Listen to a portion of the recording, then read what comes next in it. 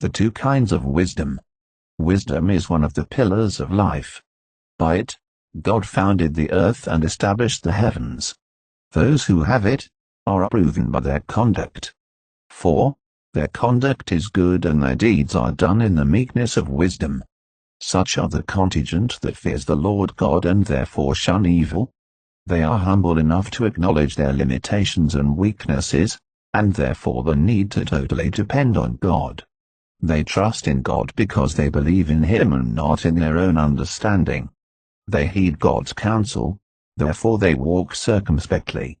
They are aware that wisdom is better than precious stones or anything that anyone may desire, therefore they ask for it from God, if they feel deficient of it. In response, God gives them liberally and without reproach. He gives them a kind of wisdom that is indeed heavenly. For it comes loaded with purity, mercy and good fruits. It also brings along peace, gentleness, sincerity, impartiality and willingness to yield, accounting for why they exhibit good discretion and knowledge and understanding in their deeds, in speech and their responses. Indeed, we can track back on how some of the ancient folks fared well by this kind of wisdom. Foremost, let us look at what happened in Noah's days. In those days, evil was rampant, to the level that people were violent because their hearts' intents were corrupt.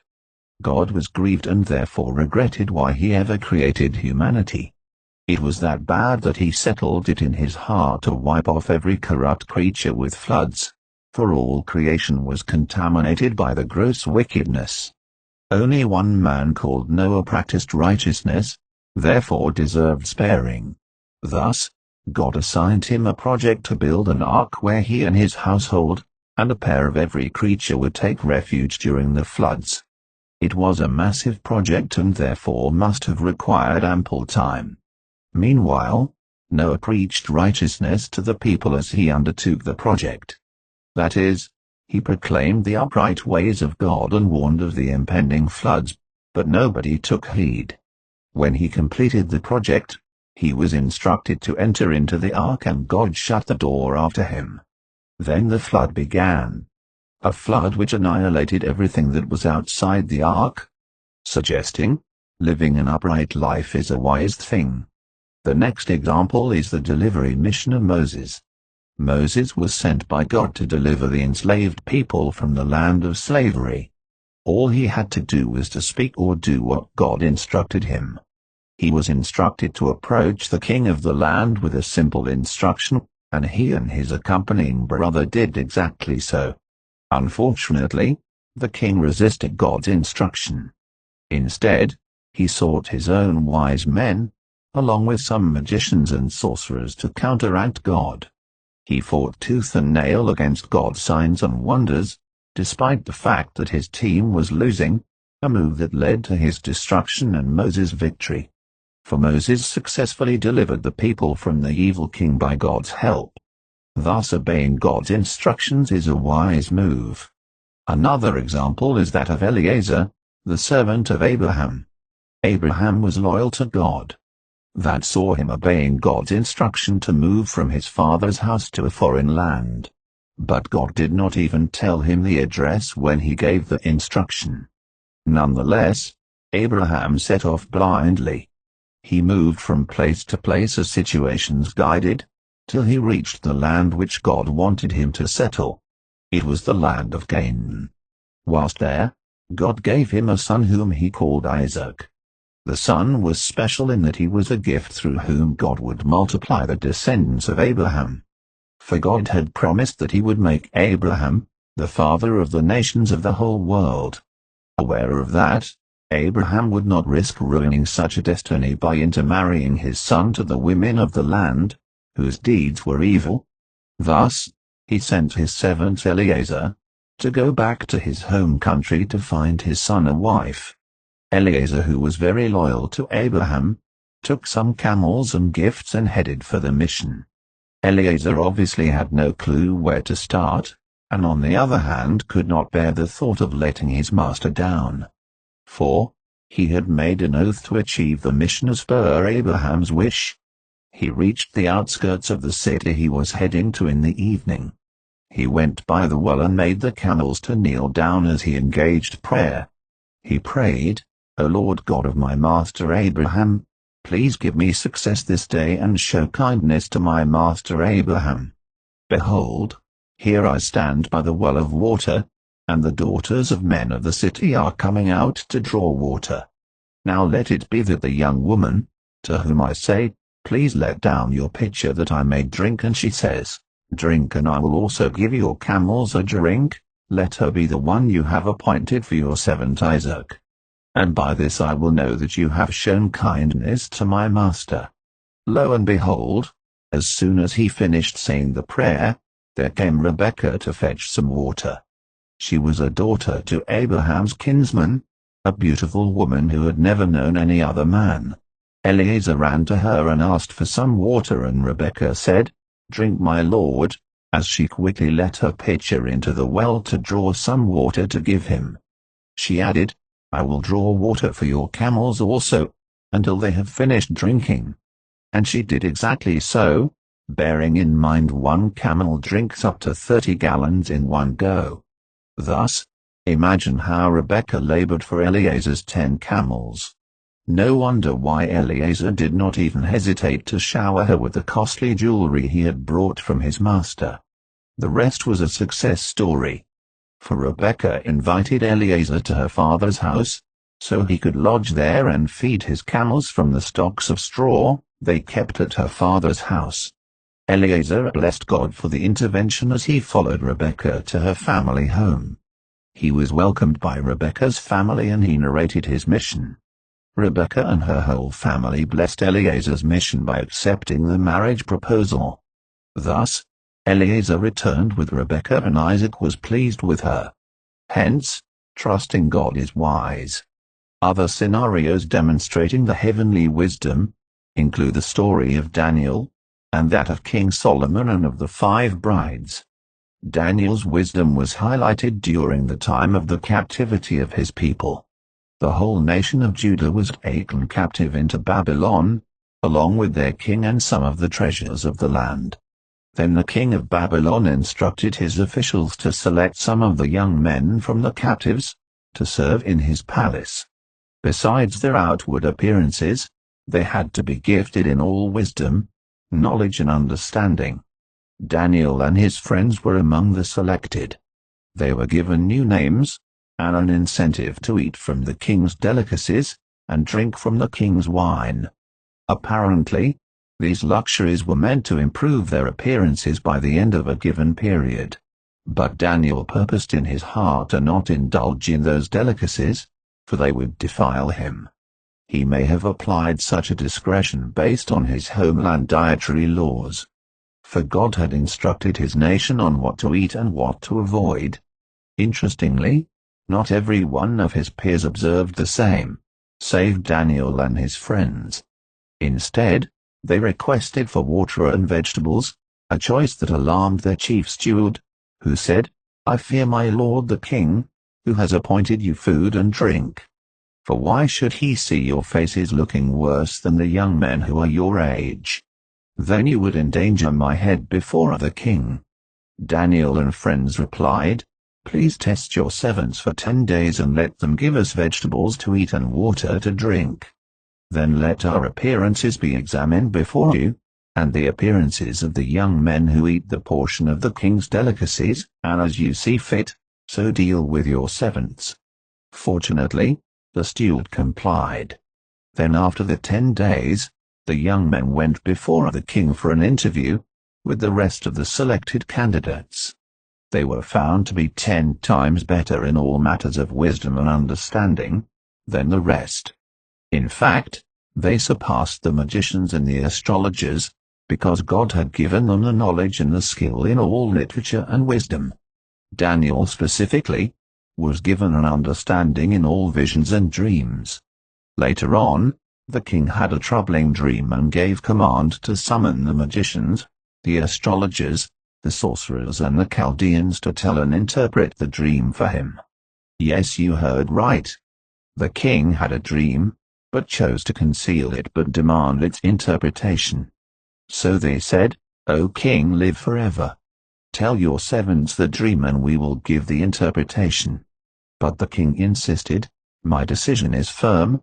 If you do not make known the dream to me and its interpretation, you shall be cut in pieces and your houses shall be made an ash heap." Therefore they begged the king to reveal the dream, but the king refused. So they gave an excuse saying, "There is not a man on earth who can tell the king's matter. Therefore no king, lord or ruler has ever asked such things of any magician, astrologer or Chaldean. It is a difficult thing that the king requests, and there is no other who can tell it to the king except God's, whose dwelling is not with flesh." The excuse served only to infuriate the king.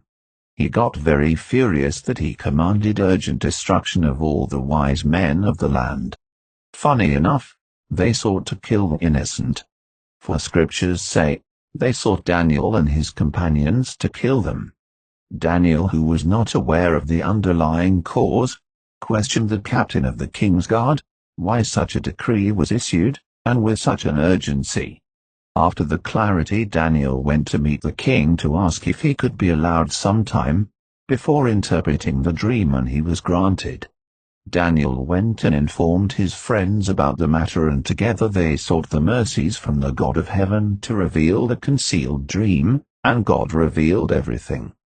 Daniel worshipped God because of the revelation and returned to the king and said, "The secret which the king has demanded, the wise men, the astrologers, the magicians and the soothsayers cannot declare to the king.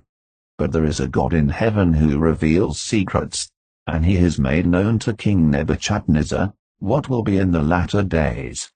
Your dream and the visions of your head upon your bed were these." And Daniel narrated the dream and interpreted it.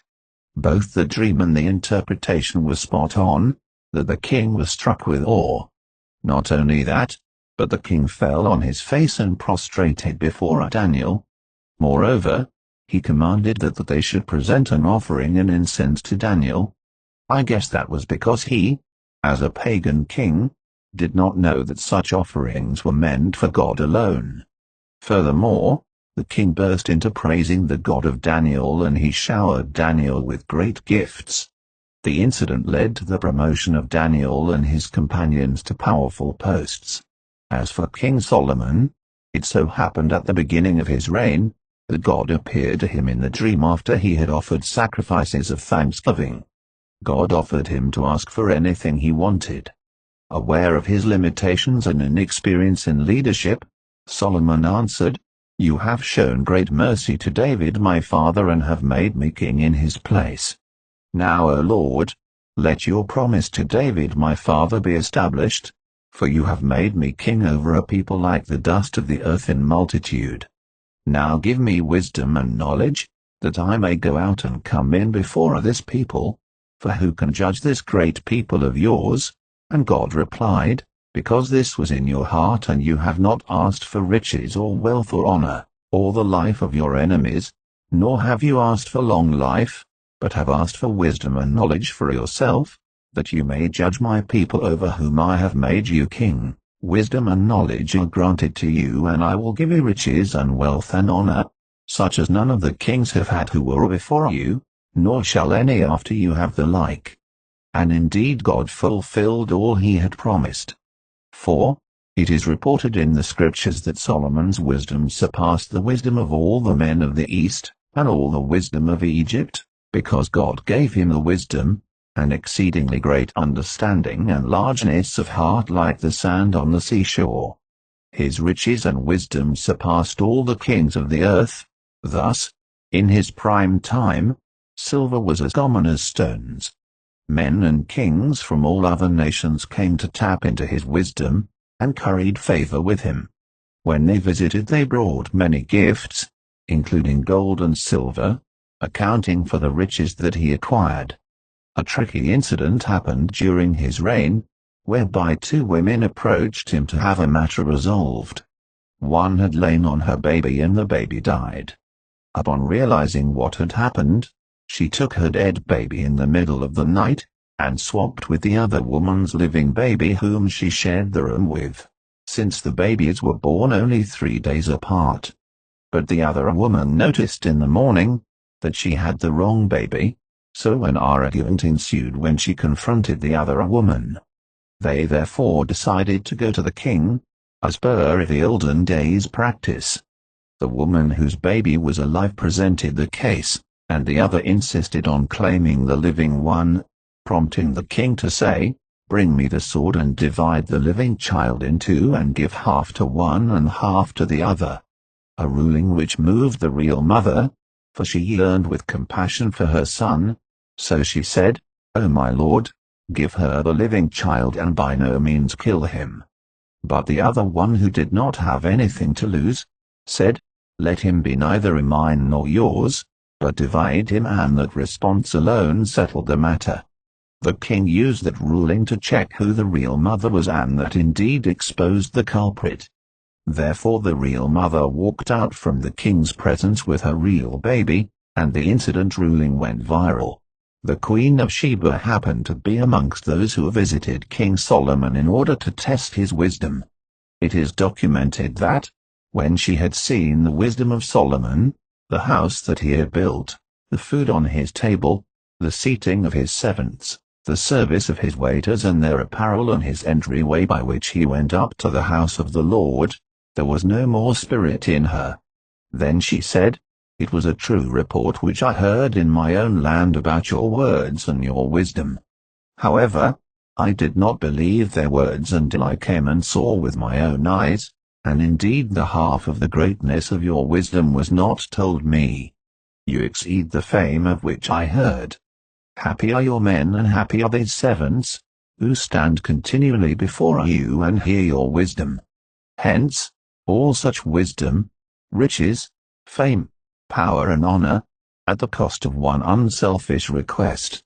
Regarding the 5 wise virgins, we are informed through a parable, the 10 virgins took their lamps and went out to meet the groom.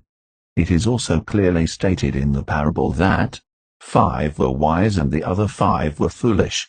Then clarity is also shed on what made the wise, wise and the foolish, foolish. Those who were foolish took their lamps, but did not bring along the oil for the lamps. In contrast, the wise took oil in their vessels along with their lamps. However, when night approached, they all slumbered and slept, because the bridegroom delayed, only to be awoken by the shouting that took place when the groom arrived at midnight. Each got up and prepared their lamps. That is when it dawned on the foolish ones that they were missing the oil for the lamps, and therefore began to borrow from the 5 who had brought some, only to be told, "We don't have enough for us all. Go to a shop and buy some for yourselves." When they left for the shops, the groom arrived at the venue, got in and locked the door. Thus they could not access the venue when they returned, neither did the groom let them in. Jesus told this parable to warn us to stay alert and prepared for his coming. For this is a wise thing we should be doing. The oil is the Holy Spirit of God. Last but not least, we are informed by the Scriptures that the foolishness of God is wiser than the wisdom of men and the weakness of God stronger than the strength of men, clarifying, God's wisdom and strength is far above that of men. In contrast, there is another kind of wisdom. St. James described it as earthly, sensual and demonic. It is the kind of wisdom that is carnal, for it's rooted in bitter envy and self-seeking. It also brings along confusion and every evil thing. It turns people to fools and depletes them of understanding. Therefore they will not consider God, neither his commandments nor his ways. Those who have this kind of wisdom are wise in their own eyes and trust in their own hearts. They especially have unbridled tongues and unbridled attitude. A perfect example is a certain rich man called Nabal. He was approached by David with a simple request. David was at that time being pursued by King Saul, therefore of no fixed abode and vulnerable. His crime was that he had achieved many victories in battle, therefore the king had felt threatened. Jealousy had gripped him, especially when he heard some women acknowledging David's many victories in a song. At this point, David was living in the bushes with a group of people who had followed him. One day he was delighted to hear that Nabal was shearing his sheep, for he hoped that Nabal would give him something to eat, as that was an event when the masters threw a feast for their servants. He felt confident approaching Nabal, because he had built a very good relationship with his servants in the fields. Thus, he sent some messengers with this message: "Peace be to you, peace to your house and peace to all that you have. Now I have heard that you have shearers. Your shepherds were with us and we did not hurt them, nor was there anything missing from them all the while they were in Carmel. Ask your young men and they will tell you. Therefore, let my young men find favor in your eyes, for we come on a feast day. Please give whatever comes to your hand to your servants and to your son David." Then Nabal replied, "Who is David and who is the son of Jesse? There are many servants nowadays who break away each one from his master. Shall I then take my bread and my water and my meat, that I have killed for my shearers, and give it to men when I do not know where they are from?" Thus they were embarrassed and sent back empty-handed, and that triggered David to immediately engage into warriorship mode. He instructed his men to gird their swords and go after Nabal. This does not mean David was bloodthirsty, but it represents how stinginess was not tolerated. If anything, David was himself extremely generous, as can be accounted by how he gave gifts when he got into power. Thus, he just could not comprehend how someone to whom he had done a lot of good, especially whose flock he had protected, could come up with such an attitude. One of Nabal's servants got to know about David's intention and hastened to inform Nabal's wife, saying, "Look, David sent messengers from the wilderness to greet our master and he reviled them. But the men were very good to us and we were not hurt, nor did we miss anything as long as we accompanied them when we were in the fields. They were a wall to us both by night and day, all the time we were with them keeping the sheep. Now therefore consider what you will do, for harm is determined against our master and against all his household. For he is such a scoundrel that one cannot speak to him." Abigail, who feared the Lord, cringed upon hearing about her husband's behavior. Thus, she quickly took 200 loaves of bread, 2 skins of wine, 5 dressed sheep, roasted grains, 100 clusters of raisins and 200 fig cakes and rushed to meet David. She quickly dismounted off her donkey when she saw David approaching and bowed and said, "On me, my lord, on me, let this iniquity be. And please let your maidservant speak in your ears and hear the words of your maidservant. Please, let not my lord regard this scoundrel Nabal. For as his name is, so is he. Nabal is his name and folly is with him. But I your maidservant did not see the young men of my lord whom you sent. Now therefore, my lord, as the Lord lives and as your soul lives, since the Lord has held you back from coming to bloodshed and avenging yourself with your own hand, now then, let your enemies and those who seek harm for my lord be as Nabal. And now, this present which your maidservant has brought to my lord, let it be given to the young men who follow my lord. Please forgive the trespass of your maidservant. For the Lord will certainly make my lord an enduring house, because my lord fights the battles of the Lord and evil is not found in you throughout your days." Abigail concluded her petition with the words of encouragement. She acknowledged of David's impending reign, for she was aware that he was a king in waiting, for he was already anointed by God to replace King Saul, who at the time was unjustly pursuing him. The petition pacified David, who accepted the gift and nullified his intention. When Abigail returned home, she found Nabal in high spirits because he was very drunk, thus she could not narrate what had just transpired. She waited till the following morning and his heart died and became like a stone, when he heard the news. Sadly, he died 10 days after the incident because the Lord God struck him. I do not think he was struck because of this once-off incident, but because of his reputation. For remember, Both his wife and his servant testified that he practiced folly. Later alone God. Hence compare what came out of his mouth when approached by David, compared to what came out of Abigail's mouth when she approached the king in waiting. How it fits the verse which states that, "The words of a wise man's mouth are gracious, but the lips of a fool shall swallow him up."